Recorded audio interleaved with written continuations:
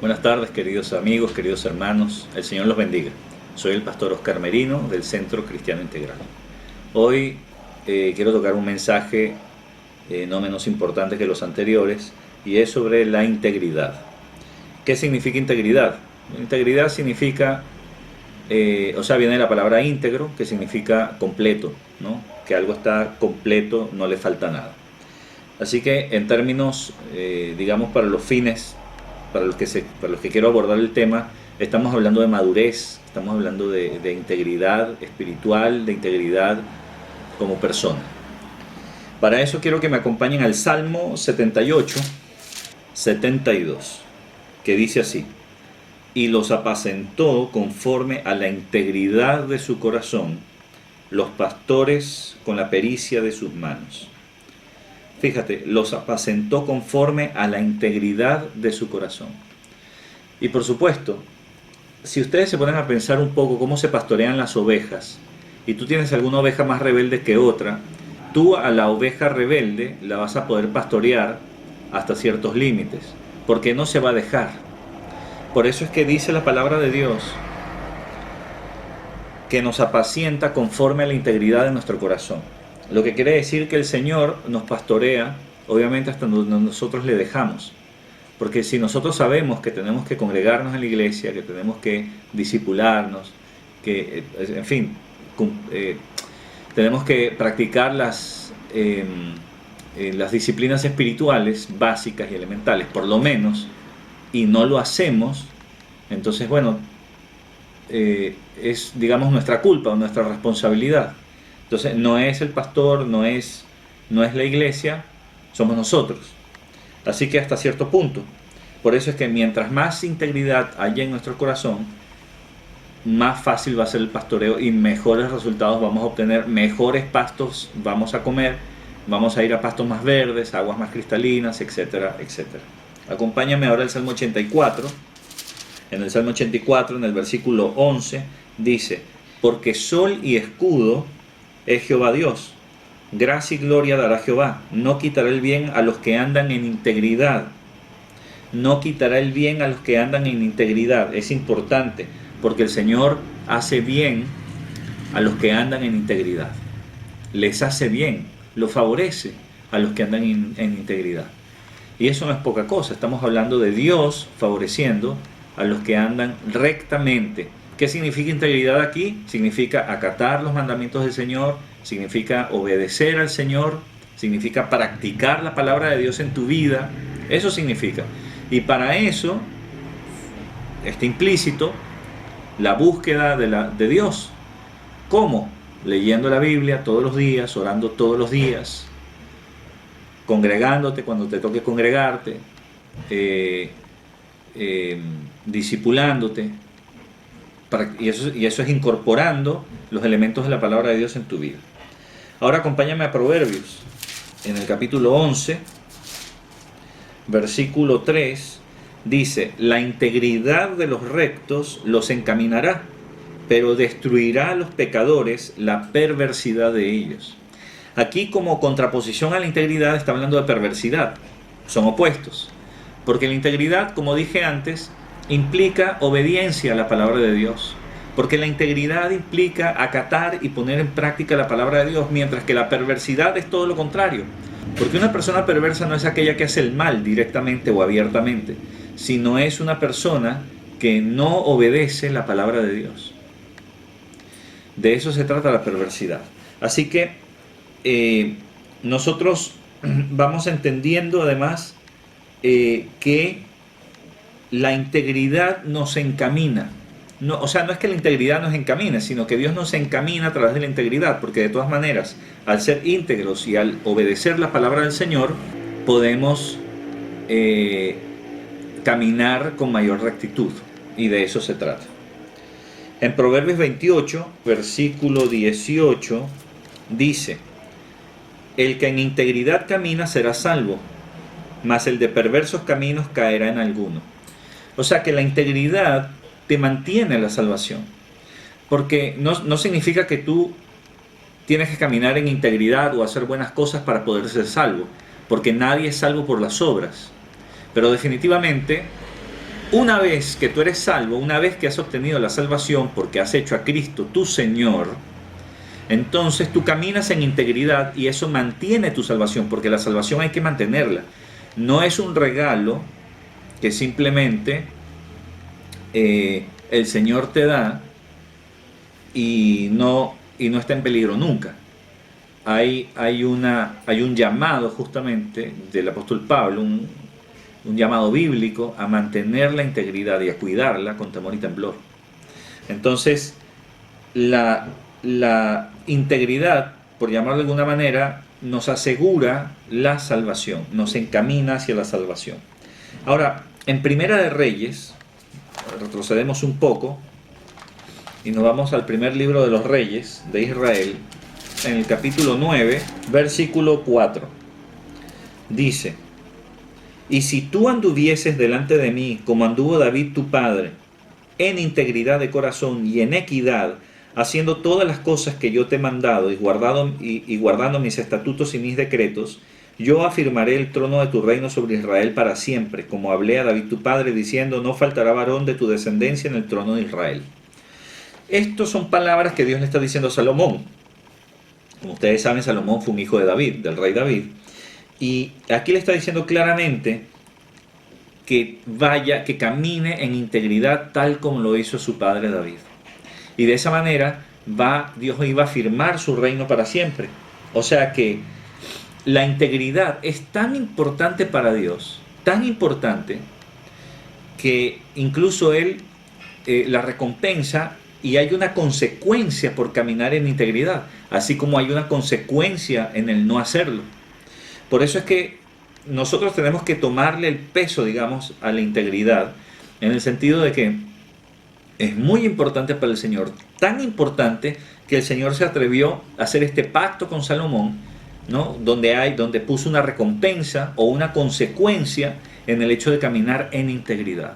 Porque ¿qué quiere Dios al final? El Señor lo que quiere es que nosotros, tú y yo, seamos íntegros, y al ser íntegros, que significa obedientes a su palabra, en todos los sentidos, eso no significa no pecar nunca, porque somos pecadores, pero que la generalidad de tu vida sea de integridad, entonces tú vas a dar testimonio y otros van a conocer a Cristo a través de ti, a través de mí. Entonces se trata de eso, se trata de ese tipo de integridad. También en Tito, quiero que me acompañen a Tito, en el capítulo 2, versículos del 6 al 8, dice lo siguiente: exhorta asimismo a los jóvenes a que sean prudentes, presentándote tú en todo como ejemplo de buenas obras, en la enseñanza mostrando integridad, seriedad, palabra sana e irreprochable, de modo que el adversario se avergüence y no tenga nada malo que decir de vosotros. O sea que este consejo que el apóstol Pablo le estaba dando a Tito como pastor era justamente que su doctrina en la enseñanza muestre integridad.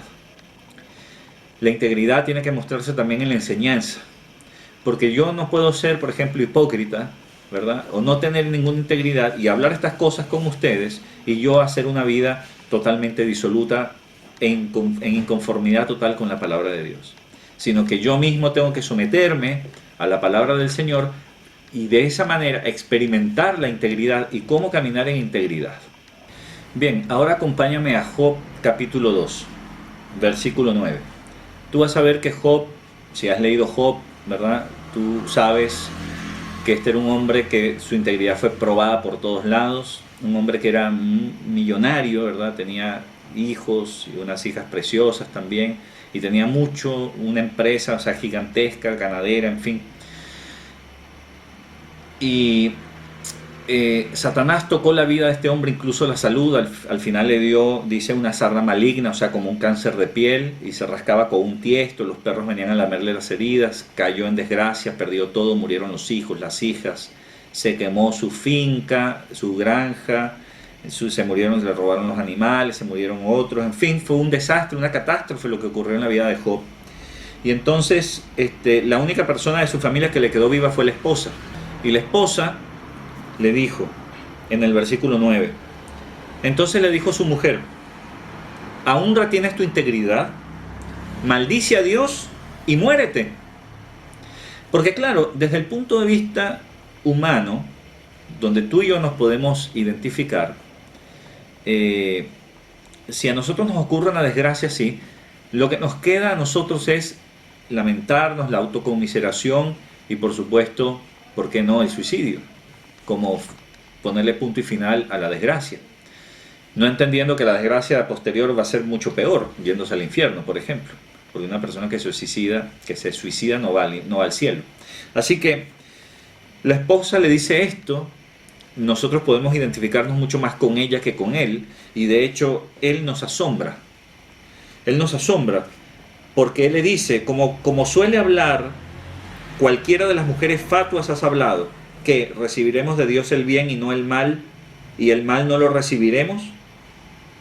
O sea que la integridad de Job era impresionante. Pero esta integridad, si tú lees Job, todo el libro hasta el final, tú te vas a dar cuenta que después el Señor lo recompensa al doble. Y tuvo más hijos, más hijas más hermosas todavía, y su fortuna creció el doble. ¿Por qué? Porque Dios recompensa la integridad, porque a ese punto de importancia es la integridad para el Señor. Lo que quiero decir con esto es que nosotros, como seres humanos, tenemos que prestarle mucha atención a la integridad. Lo que quiere decir caminar con rectitud, no con hipocresía. Si soy cristiano, practico la palabra de Dios. No la dejo al azar. Creo las instancias, busco las circunstancias para hablar de Cristo. Me autosometo a la voluntad de Dios, a la palabra de Dios. Confieso mi pecado, pido perdón, restauro, restituyo. Eso es vivir en integridad. Porque no se trata de no pecar, se trata de restituir cuando peco, de pedir perdón. Se trata de otorgarle perdón, extender el perdón a quien me lo pide, de mostrar misericordia. Eso es vivir en integridad. Y eso es lo que después nosotros podemos reflejar, ¿verdad? Porque es parte del carácter de Cristo, justamente. Finalmente vámonos a Santiago, ¿no? Y en Santiago nosotros tenemos en el capítulo 1, versículo 8 lo siguiente. El hombre de doble ánimo es inconstante en todos sus caminos. El hombre de doble ánimo es una persona que un día quiere una cosa, o en este momento quiere una cosa y al rato quiere otra. Y por lo tanto, esa persona nunca termina nada. Es una persona que le falta integridad. Es una persona que le provoca obedecer la palabra de Dios aquí y no lo obedece acá. La obediencia parcial, como dijimos en el video o en el mensaje de la obediencia parcial es desobediencia. Si no hemos podido obedecer realmente la palabra de Dios, sino que unas cosas sí y otras no, aún sabiendo que están mal, entonces hemos desobedecido. Esa es la realidad. Entonces, por eso es que dice acá que el hombre de doble ánimo es inconstante en todos sus caminos, incluso pone en peligro su propia salvación. Finalmente, en el capítulo 4, aquí mismo de Santiago, en el versículo 8, dice: acercaos a Dios y Él se acercará a vosotros. Pecadores, limpiad las manos, y vosotros los de doble ánimo, purificad vuestros corazones. Porque los de doble ánimo necesariamente tienen que purificar el corazón para poder encaminarse en integridad. Porque una persona que tiene el corazón dividido está de un lado y está del otro. Y finalmente no sabe realmente qué hacer. Le provoca hacer una cosa y le provoca hacer a otra.